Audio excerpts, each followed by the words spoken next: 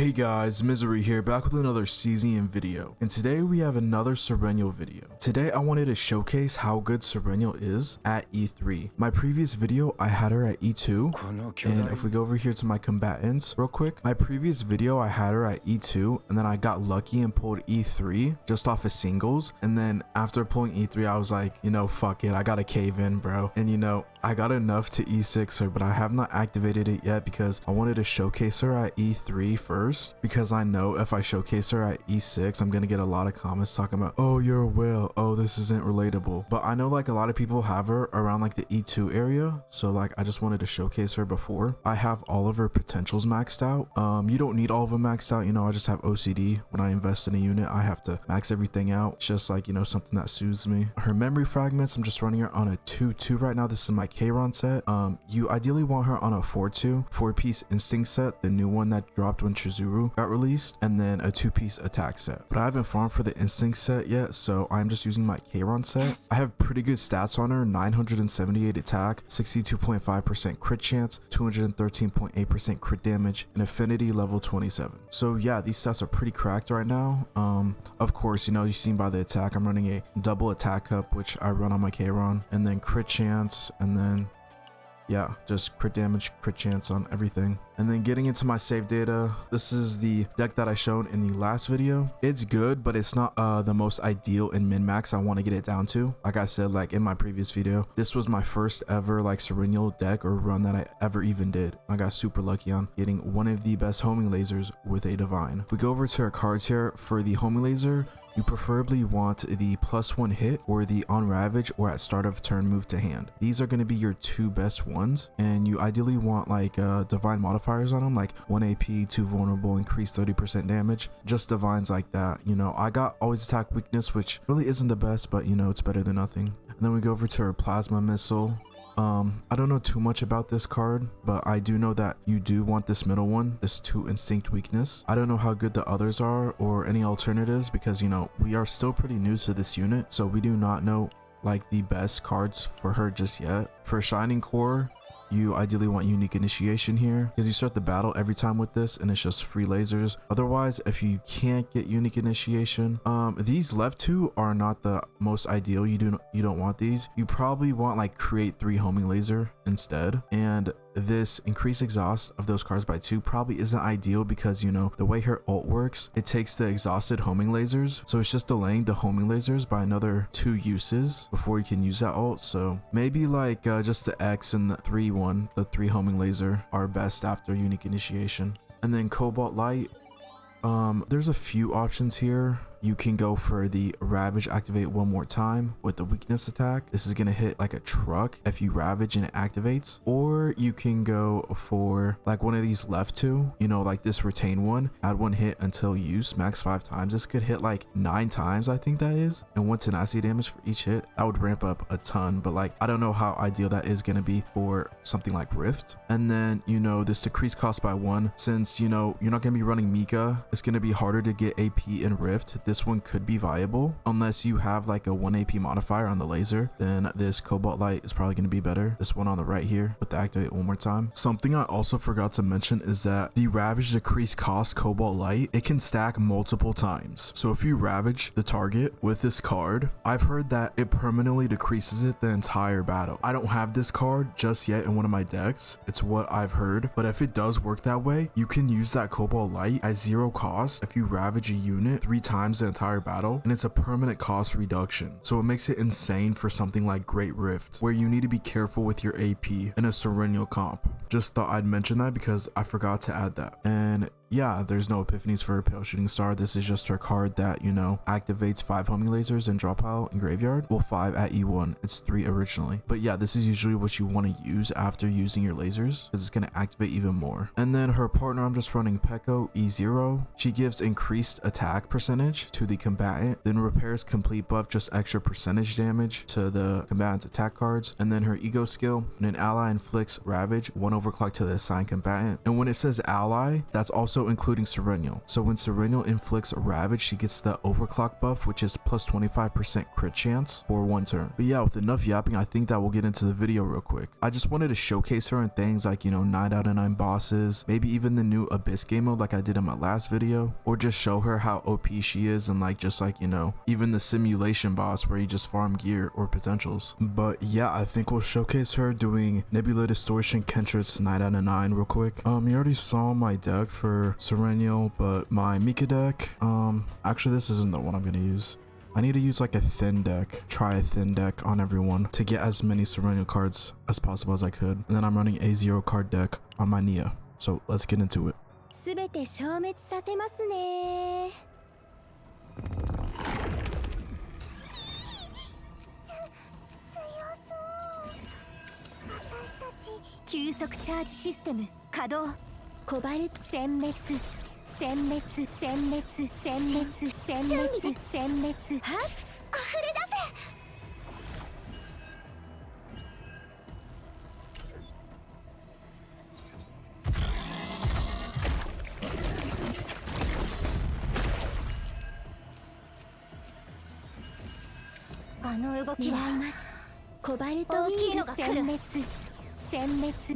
Cobalt Light.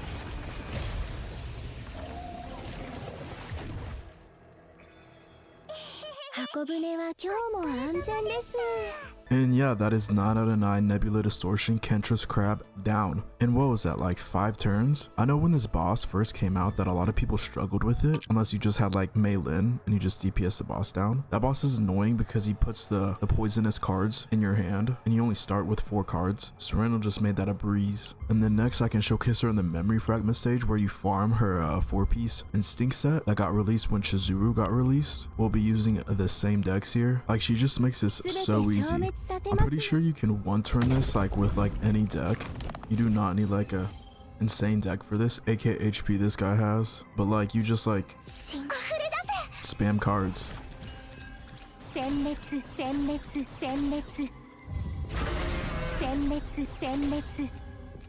And then when you break, you just get more cards. Yeah,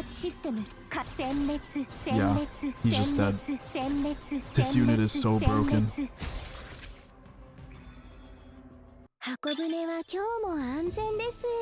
And then if we go over here to chapter 1 and we go to the abyss stages, I think chapter 3 is actually going to be the best to showcase her in on this very last stage. Let's get into this.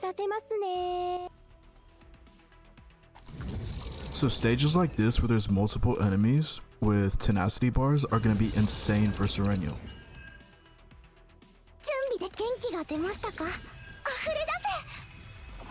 Because as you're about to see, I'm just going to break tenacity of every unit, and I'm going to keep regenerating cards.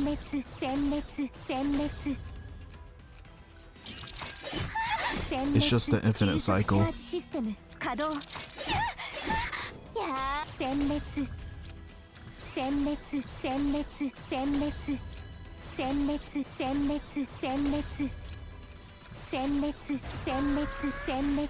Yeah, this unit, just insane. 12k damage, no effort.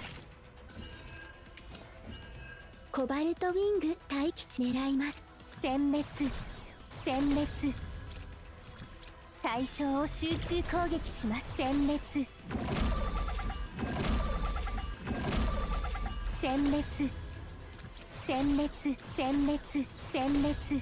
And on to the bosses. Cobalt Light 殲滅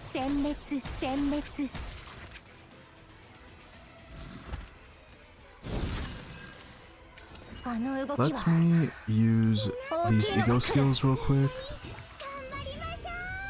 Use Peko.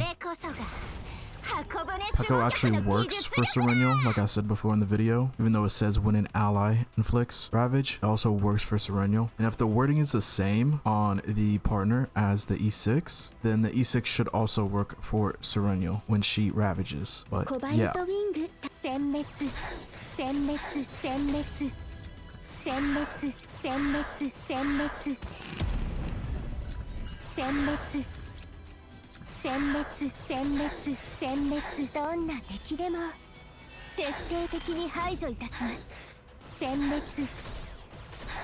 Damn, I'm losing out on a lot of damage there. I should have used that on the other guy. 26k damage. Noted.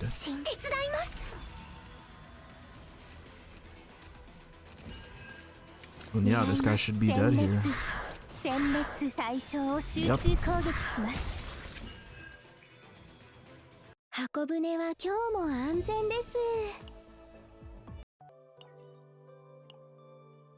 And yeah, that'll be the video. I hope this video was informative. If it was, make sure to like, comment, and subscribe. Let me know down below in the comments what you want to see me do next. And until then, take care, be safe, and peace.